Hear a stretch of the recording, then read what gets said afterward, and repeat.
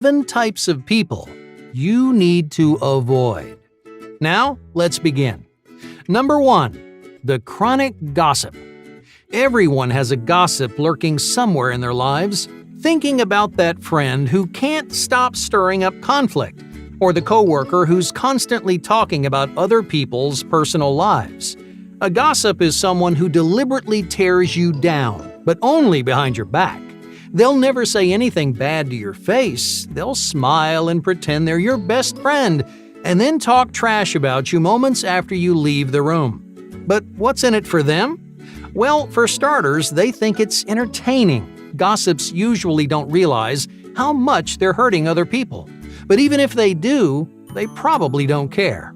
Gossip is also a big ego booster. Criticizing other people gives them power, and it gets people's attention, which makes them feel special too. Spending time with a gossip is a great way to get hurt. So do yourself a huge favor and steer clear. Number 2. The emotional underminer. This might be the most irritating personality type on this list. For anyone who's dealt with one firsthand, well, I'm sure you know exactly why. Imagine you just got home from a horrible day at work. That morning, your coworker messed up on a big project. But instead of fessing up to your boss, your coworker sat back and let you take the heat. Because of them, you spent the entire afternoon getting yelled at. You thought you might even get fired, even though you had nothing to do with it. Obviously, this is an incredibly frustrating situation. When you get home, you're still feeling angry and helpless, so you call your partner to let off some steam. Think about what you expect from that phone call. You're looking for a little support, right? You're hoping they'll listen and make you feel heard. But halfway through your story, your partner cuts you off and says, "Oh, come on, you're just being dramatic." Emotional underminers do this kind of thing all the time. They constantly brush you off and invalidate your feelings. It doesn't matter how sad or frustrated you are, they act like your problems just don't matter. Now, I know it doesn't sound that bad, but trust me, it's a major issue in the long run. Because your partner isn't just being negligent, they're making you feel guilty for expressing yourself. Words like dramatic, crazy, and oversensitive trivialize your emotions, and it makes you feel foolish for having them. These bad habits may be subtle, but they're still extremely toxic, because in their mind, your feelings just don't carry any weight. Emotional underminers don't respect you or take you seriously.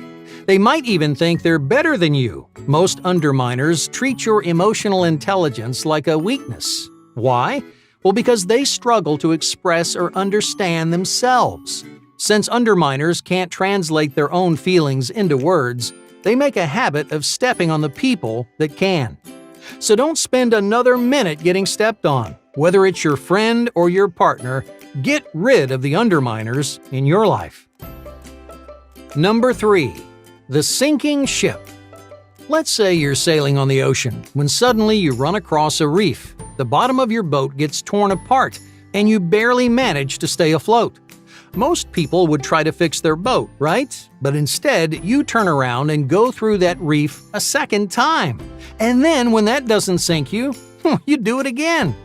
That's essentially how this personality type lives. They act out the same destructive cycles and fall for the same traps, no matter how much it ruins their life. As a friend or partner, this is incredibly stressful to watch. You know exactly what they're doing wrong. Maybe you've told them a dozen times to stop, but it never works. The truth is, there's only so much you can do. If they don't want to change, it's not worth sinking alongside them. Number 4. The personality performer.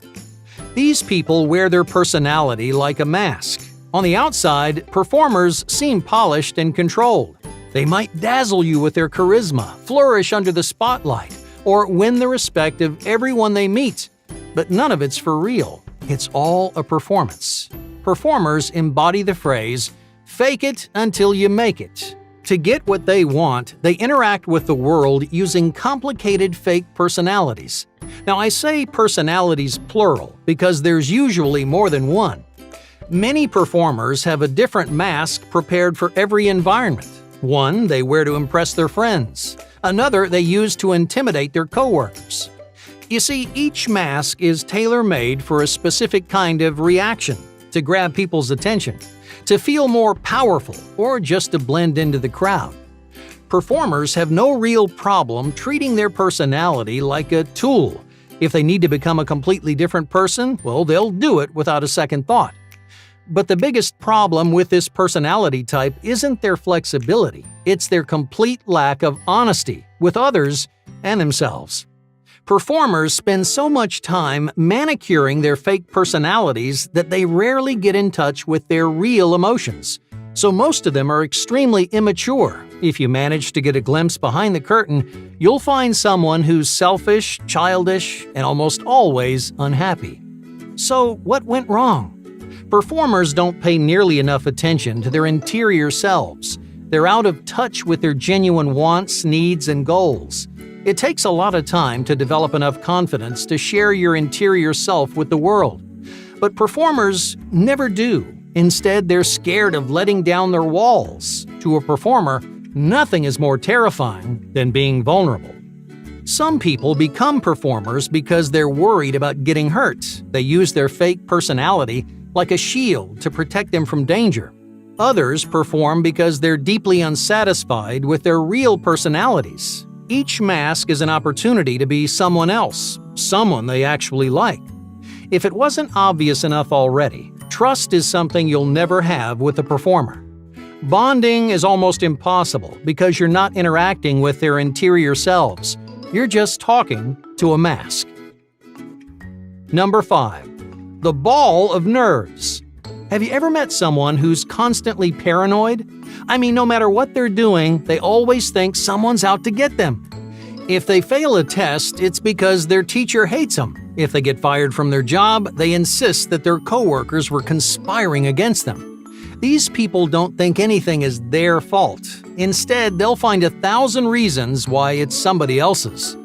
To make matters worse, this personality type is really judgmental. They're not fun people to be around, because in their eyes, you can never do anything right. They'll insult you, they'll try to control you, and they'll never forgive you for making a mistake. So save yourself from the grudges and pointless paranoia. If you run into a ball of nerves, don't bother getting involved. Number 6. The brick wall.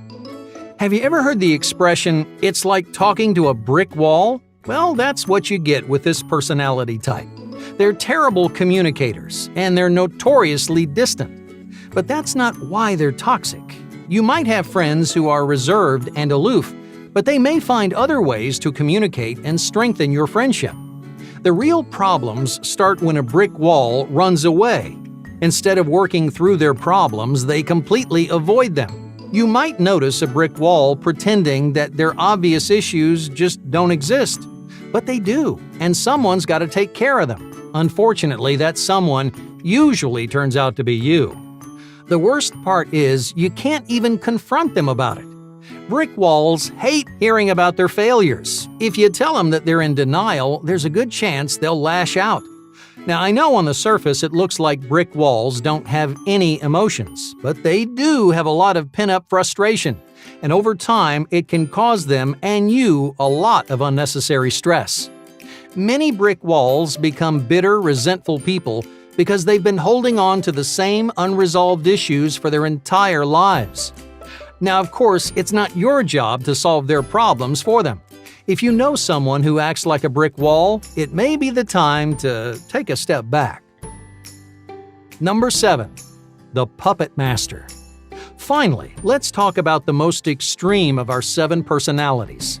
Puppet masters have little to no empathy. They treat manipulation like a sport, and they only care about their own satisfaction. If it sounds like I'm describing a psychopath, that's because I am. Many puppet masters fit well with clinical definitions of psychopathy. They're usually narcissistic and tend to be uncomfortably aggressive. Most importantly, they've got this unique combination of high self-worth and a fragile ego. They think they deserve more than anyone, that they're destined for some kind of power or prestige. And unfortunately, that self-obsession can lead them down a very dark road. Not all puppet masters are psychopaths, but you should still keep your distance. Puppet masters have no problem taking advantage of other people, even their friends and family. They develop these parasitic relationships, which lets them benefit from all your hard work. Since they're lacking in the empathy department, this doesn't sound like a problem to them, but it is a problem for you. If someone is intentionally using you, it's time to make a change.